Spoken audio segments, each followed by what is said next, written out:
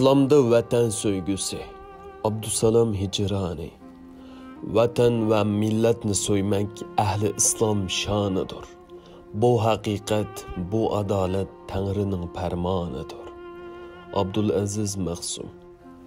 Uyghur halkı yıllardan beri vatani düşmanları tarafından bastırılıp öz vatanını vatanım diyelmey, vatani ve milletinden faxrlanıp kadını tik tutup aziz yaşayalmay, yavlarning qo'lida xorliq ichida yashamoqda. Bir qismlari chidovsiz azob uqubatlardan qochib va yoki yo'qitib qo'ygan izzatini izlab, yoqi yurtlarda g'ayrib miskinlarcha yashashga majbur bo'lmoqda. Uzun yillik mustamlikaning asoratida yashagan sodda xalqimiz diniy va milliy qimmat qarashlarini millatning yetakchilari siyoqiga kirib olgan satqun shoir yozuvchilar din to'niga o'rnib olgan munofiqlarning bo'rmilishi, xato tushundirishi sababidan o'z kimligini ajdodlaridan meros olgan bu esil xislatlarni bora yo'qitib qo'ymoqda.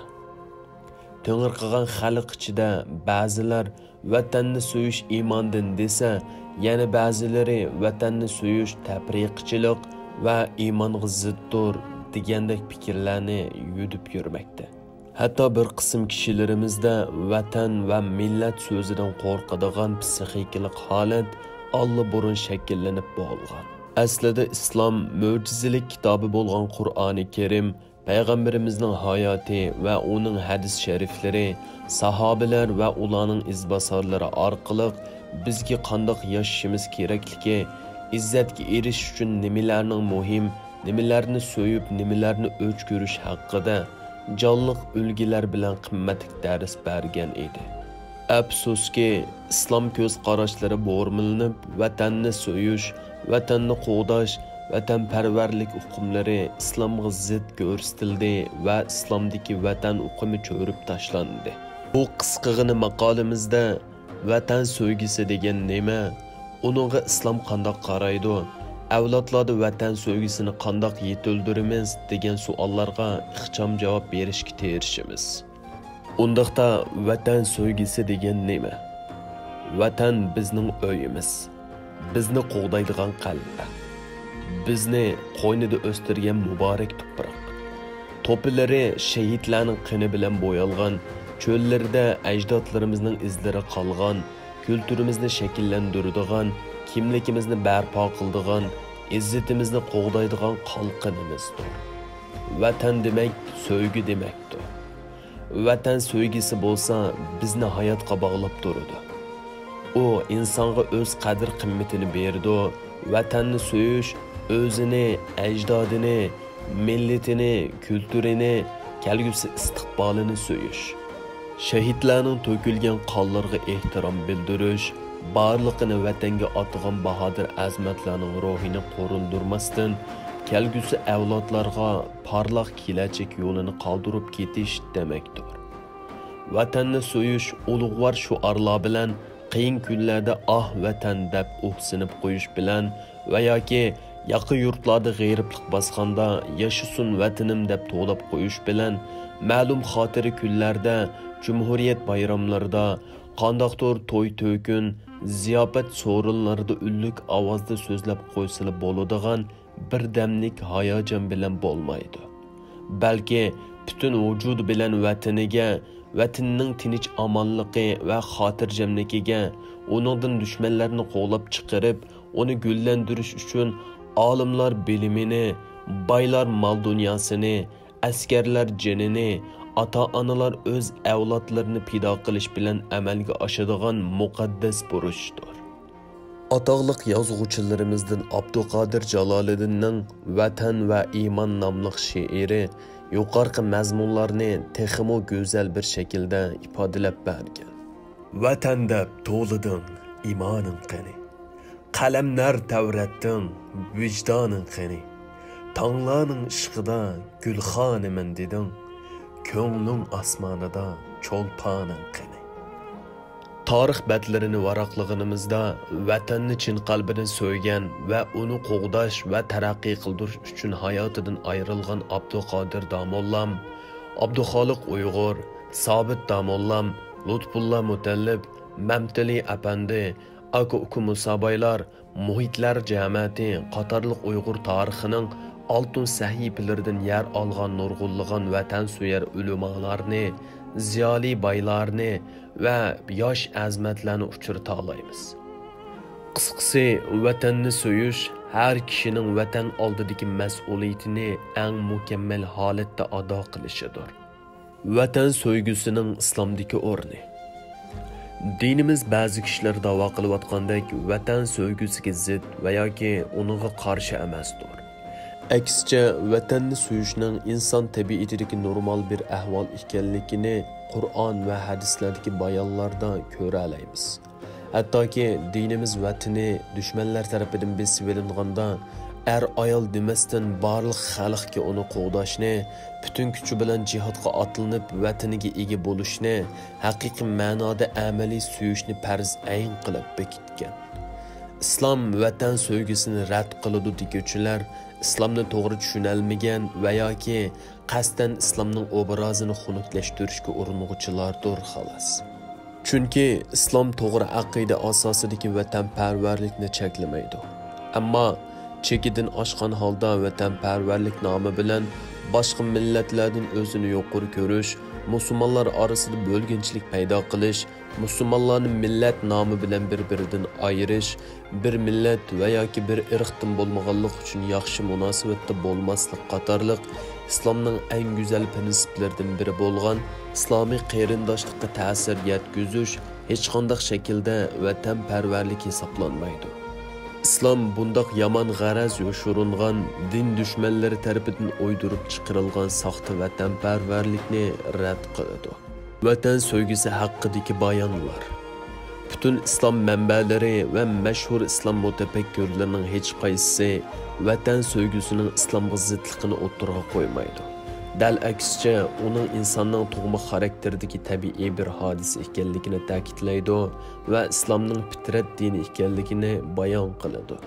Qur'oni Karimda bir insonning vatanidan haydalganlik ahvolini uning o'limiga o'xshatib mundoq deydi. Agar biz ularga o'zinglarni o'ltiringlar yoki yurtinglardan chiqib ketinglar deb amr qilgan bo'lsak, ya'ni ilgirkilarga yuklagandek og'ir taklifni ularga yuklagan bo'lsak edi, ularning ozg'inisidan boshqasi buni ijro qilmaydi. Agar ular qilingan vaz nasihatga amal qilsa edi, albatta ularga yaxshi bo'ladi va iymoni mustahkam bo'lgan bo'ladi. Gumrohlik va nifoqdan eng yiroq bo'lgan bo'ladi. Sura Nisa 66-oyat. Yana bir oyatda vatanni dushmanga tashlab qochib ketishning og'ir jinoyat ekanligini bayon qilib, mundoq deydi: O'zlari minglarcha turuqliq o'limdan qo'rqib, yurtlardan qochib chiqqan kishilardan xabaring yo'qmi? Alloh ularni o'linglar dedi. Ular o'ldi. Ondan keyin Alloh ularni tirildirdi. Alloh insonlarga haqiqatan marhamatlikdir. Lekin insonlarning ko'pinchisi Allohning ne'matiga shukr qilmaydi.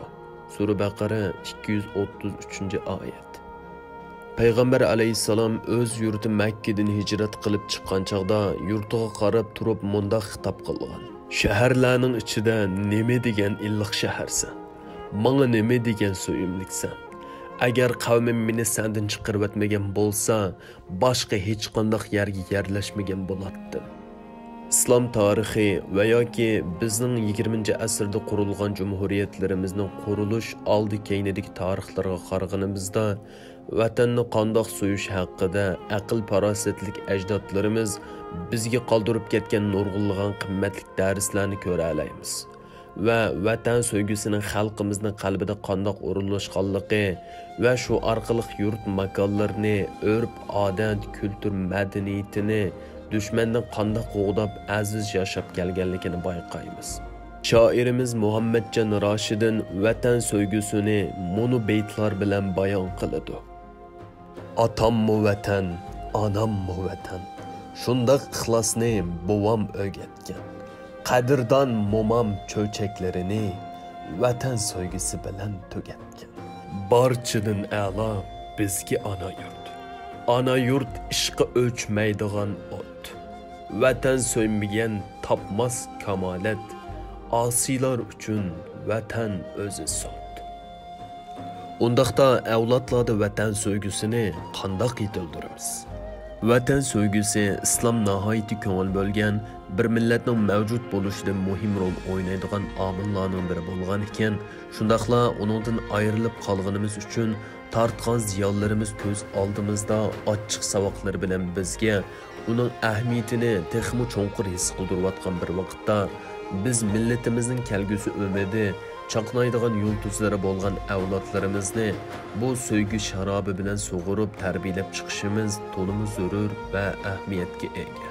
Bo'libmi vatan sirtida muhojir bo'lib yashayotgan, boshqalarning davlatida dunyoga ko'z ochgan avlodlarni tarbiyalashda ularni bu so'ygidan ayirib qo'ymay tarbiyalashimiz har bir ota-ona bo'lg'uchining bosh tortib bo'lmas majburiyatidir.